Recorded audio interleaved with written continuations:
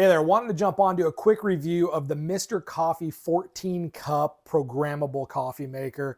I have absolutely been floored by this particular coffee maker. I was doing Chemex, we have the Nespresso, and we just got to a point where I was like, we just want a black cup of coffee, just some pot coffee that's quick to make. So let me turn you around here so you can kind of see what I love most about this coffee maker. So this is the Mr. Coffee coffee maker that I'm talking about.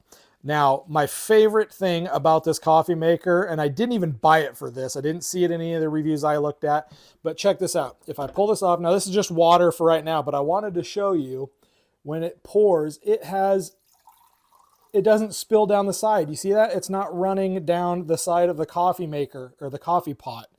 It is phenomenal. Look, look, look. We'll do it into the sink. Look at that. It's not dripping down the side. You tip it back and it does not run down the side of the pot. No more spilling coffee all over your counter. It's amazing. So the other thing I love about it is it's got your timers so you can keep warm. You can brew later. Set a time that you want it to start your brew. If you want to have it going in the morning when you're out of your shower, already ready to go. Or you can hit brew now to start it now. You can make it stronger.